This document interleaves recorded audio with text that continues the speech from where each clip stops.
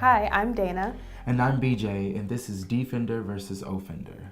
We love Chicago, but we know that there are some outstanding offenders that really need to be addressed because they impact the Black community extensively.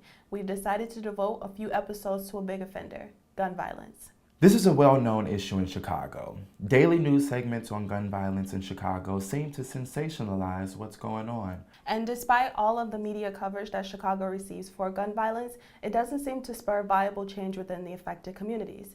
So let's get into it.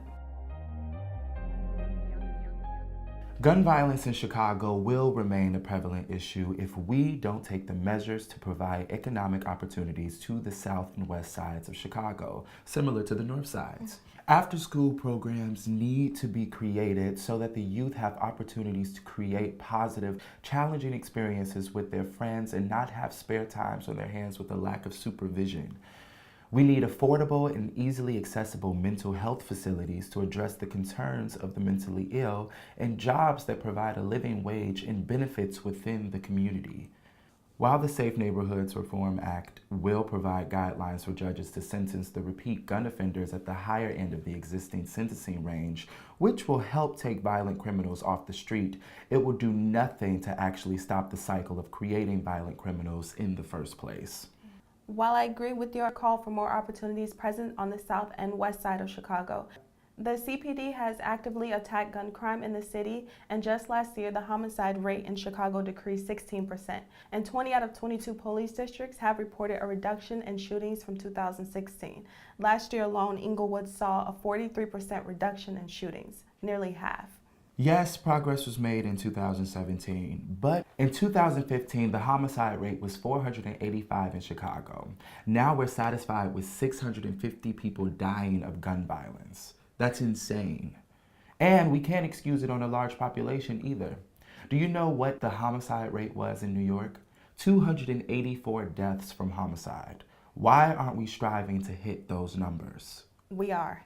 And the CPD is a critical part of making that happen in 2018. Chicago police made more than 27% gun arrests in 2017 compared to 2016 and seized over 8,600 illegal weapons. Also, you're ignoring the fact that Mayor Rahm Emanuel is already planning on investing into the west and south sides of Chicago. Mayor Emanuel will be allocating $3 million to enhancing police efforts by hiring 30 more staff members to help address the expanding police district and help increase youth advisory councils in every police district. That's both community investment and investment in policing that the city sorely needs. Wow, more money for the police department because they weren't getting enough money to begin with.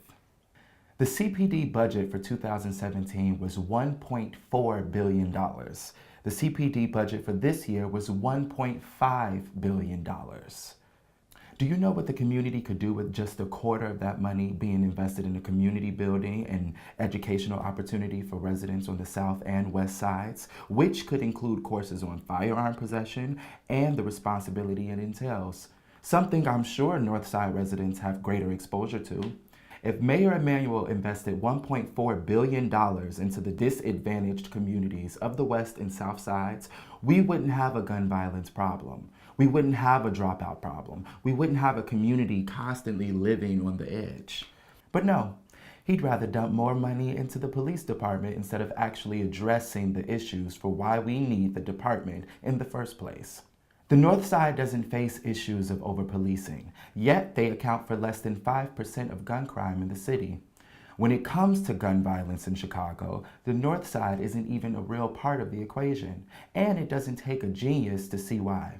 Investments were made into that community to provide greater structure and diverse activities for its youth and young adults.